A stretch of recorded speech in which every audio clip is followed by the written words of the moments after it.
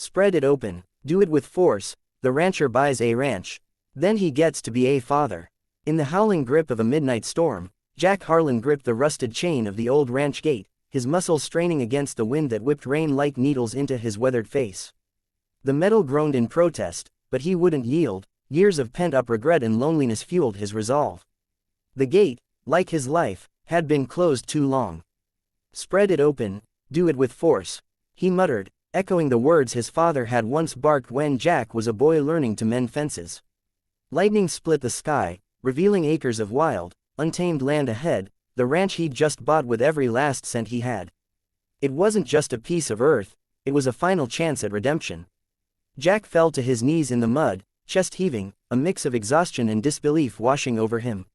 For the first time in years, he had something to fight for again. If you believe in kindness, second chances, and the beauty of healing hearts, don't forget to like, comment, share, and subscribe to Gentle Hearts, where stories of redemption remind us that it's never too late to begin again. The next morning, the storm had passed, but its aftermath mirrored the wreckage inside Jack's soul. The ranch looked like a battlefield, fences down, barns caved in, fields choked with weeds, and an air of abandonment that whispered of lost dreams. He stood there, mud-caked boots sinking into the earth, surveying the land that was now his. To anyone else, it was a hopeless ruin. To Jack, it was a reflection of himself, broken, scarred, yet still standing. He'd come from a string of failures. A marriage that collapsed after tragedy stole their only child, a construction business that went under when his partner betrayed him, and years of drifting from town to town, never staying long enough to call anywhere home. When he saw the ranch listing online, something in him stirred, a forgotten hunger for purpose. The price was absurdly low, the land worn out, but he didn't care. He didn't need perfection, he needed a place to rebuild himself. Days bled into nights as Jack threw himself into the work. The sound of hammering replaced silence, and sweat mingled with soil as he mended fences, patched roofs, and brought old tools back to life. His hands blistered, his back screamed, but the ache felt honest, each bruise and callus a step toward redemption.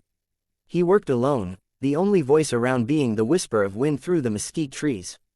At night, he'd sit on the porch, a tin cup of coffee cooling in his hands, staring at the horizon.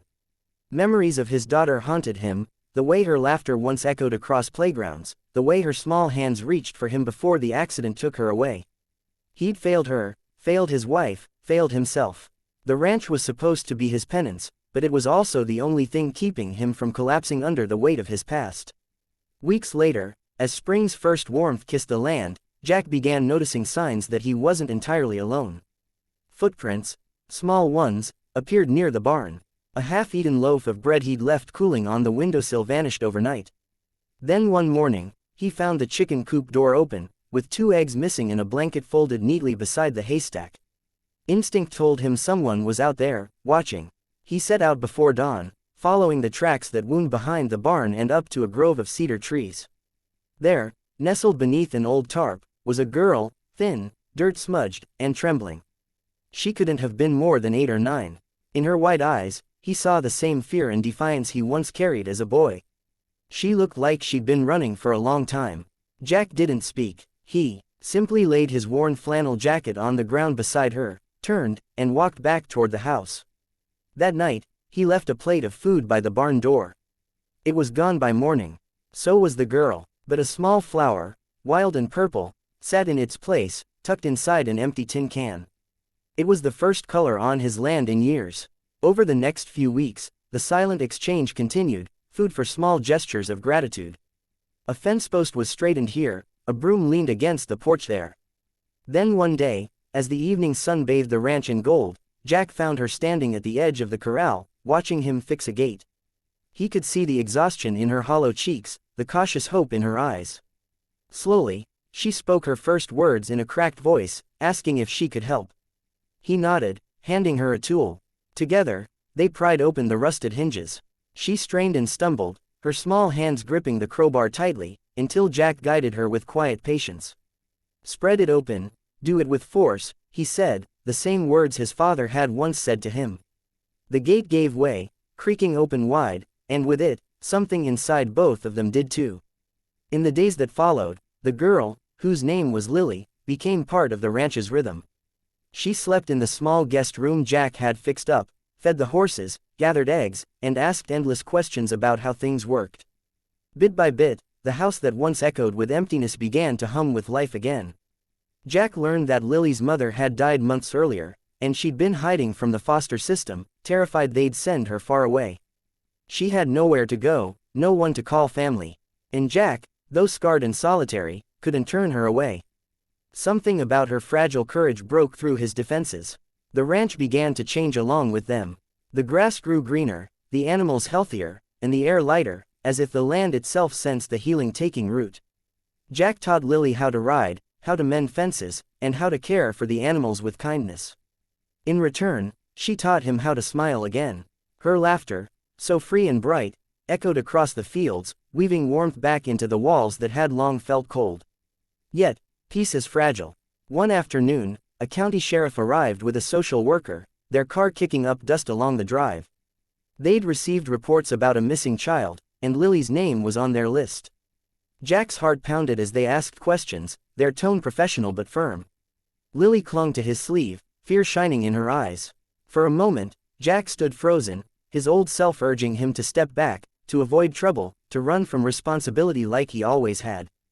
But then he looked at Lily and knew he couldn't. Not this time. He'd spent years haunted by the loss of his daughter. He wouldn't lose this child too. He told them the truth, about finding her, about giving her shelter, about how she'd helped him rediscover life. The social worker listened, her expression softening as she glanced between the two. There were procedures, she said, processes to follow. It wasn't simple, but nothing in life worth holding onto ever was. Jack agreed to cooperate fully. The days that followed were tense and uncertain, filled with paperwork, home inspections, and interviews.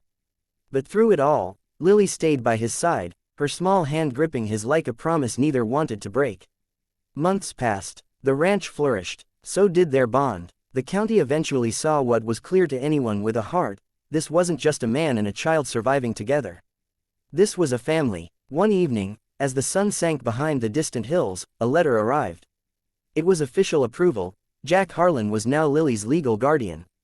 His hands trembled as he read the words, tears welling in his eyes. The ranch he'd bought to rebuild his life had given him something far greater, a reason to live again. Years later, the ranch became a place of laughter, healing, and second chances. Jack and Lily worked side by side, planting trees, raising horses, and opening their land to other children in need of care and guidance.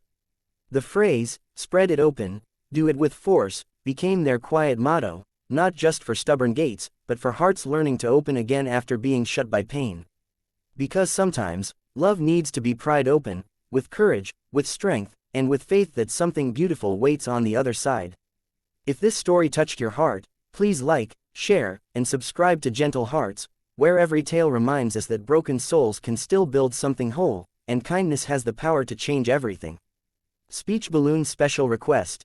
Tell us in the comments, what does second chance mean to you? Your words might just inspire someone who's still searching for theirs.